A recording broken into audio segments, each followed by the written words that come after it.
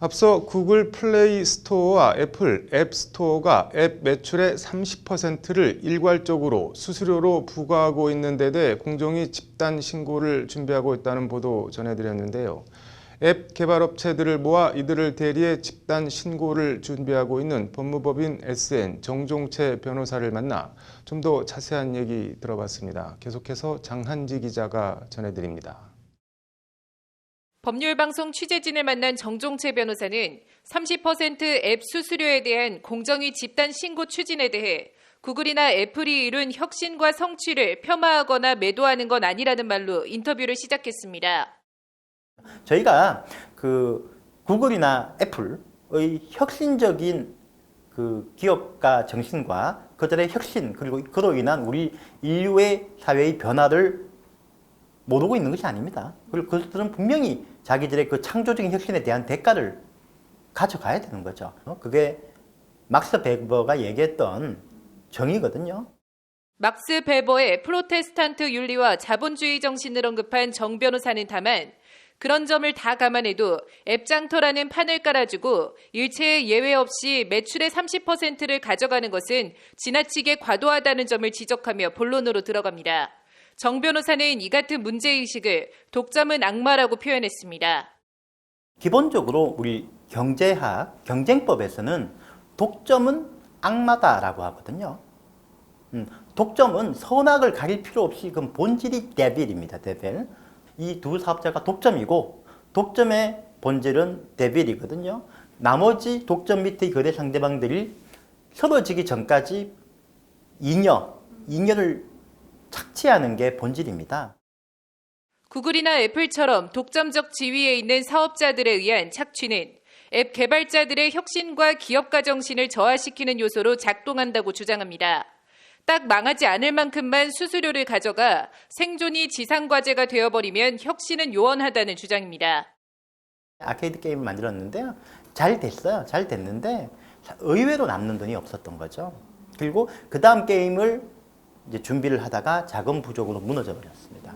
사실은 만약에 구글이나 애플의 수수료율이 낮았다면 좀 더 많은 여유 자금을 준비를 했고 그래서 그걸 가지고 게임 개발을 좀 더 오래 할 수 있었을 거라고 생각이 됩니다.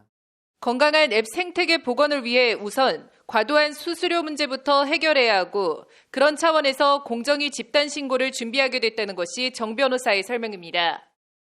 지금 수수료율 30%는 지나치게 과도하고 그래서 동태적인 다이내믹한 경쟁에서는 우리 젊은 혁신적인 개발자들에게 너무 불리한 구조다. 그래서 이 부분을 개선해야 된다는 게 제 소신이고 그것 때문에 이번 집단 신고를 준비하게 되었습니다.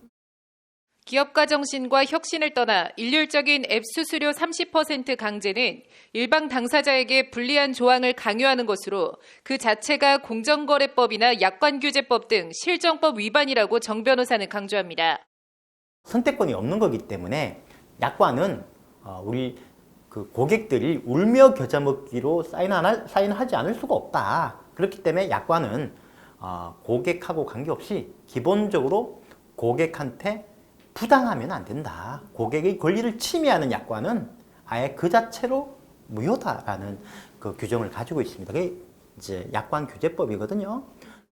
구글과 애플이 한국에서만 앱 수수료를 30% 받는 것도 아니고 전 세계 공통적으로 다 받는데 왜 한국만 문제를 삼냐고 반박하면 어떻게 하냐는 질문에 예상하고 있다는 취지로 답했습니다. 전 세계에서 공통적으로 적용되는데 왜 한국의 기업들만 불만이냐라고 하는 논리를 제기할 수도 있겠죠.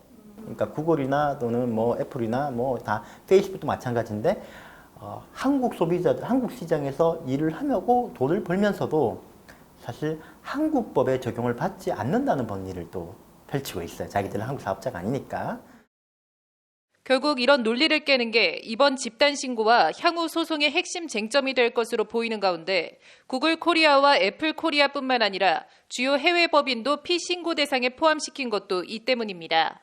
수수료 30%를 명시하고 있는 구글 플레이 스토어와 애플 앱 스토어 약관 자체의 부당함을 인정받아 한국에서라도 먼저 부당한 약관을 선도적으로 개선하겠다는 겁니다. 약관규제법상 무효라고 판단이 되고 약관규제법상 무효라고 판단이 되면 우리 공정거래위원회는 장래에 한해서 앞으로 이 약관을 사용 못하고 수정하게 명령할 수 있거든요. 그래서 이번 그 집단 신고 중에 하나가 애플과 구글의 약관이 무효임을 공정거래위원회를 통해서 확인받고 그 다음에 수정, 시정하도록 하겠다라는. 이길 수 있다는 확신에도 불구하고 절대 쉽지 않은 싸움이 될 거라고 정 변호사는 말합니다. 공룡기업들은 이런 반독점 사건이 걸리면 사실 한 케이스에 정말 수십억 원이 아니고 수백억 원대의 그 법률 비용을 쏟아부어서 방어를 하거든요. 왜냐하면 독점에 대해서 방해를 받으면 뭐 수천억, 수조 원대의 피해를 보니까 당연히 그 방어를 위해서 엄청난 자금을 넣어서 법률 비용을 쏟아부어서 방어를 합니다. 그게 잘못됐다는 게 아니고 실제 현실이 그렇다는 거예요. 반독점 사건 관련 정 변호사는 국내 굴지의 로펌 변호사 시절 PC 플랫폼 시장을 사실상 독점하고 있던 마이크로소프트 반독점 소송을 수행한 적이 있습니다. 구글, 애플과 맞서고 있는 지금과는 반대로 그때는 마이크로소프트의 대리인이었습니다. 이제 입장이 180도 뒤바뀐 건데 정 변호사는 지피지기의 경험을 했다며 웃습니다. 예전에 제가 마이크로소프트 반독점 사건에는 한국의 주도적인 대리인이었습니다. 변호사였고 그래서 그 회사를 위해서 반독점 사건에서 제가 그 플랫폼 사업자를 위해서 대응을 했죠. 지금 현재는 그 반대 입장에 있으니까 그때 제가 배웠던 지식이나 경험이 이번 전투에서는 상당히 많이 도움이 될 거라고 생각을 하고. 현재 법률구조 사이트 화난 사람들을 통해 집단신고 동참자를 모으고 있는 정 변호사는 신원 공개나 신고에 따른 불이익은 걱정할 필요가 없다며 앱 개발자들이나 업체 관계자들의 적극적인 참여를 당부했습니다. 사실 한국은 집단소송 제도가 아주 미비하죠.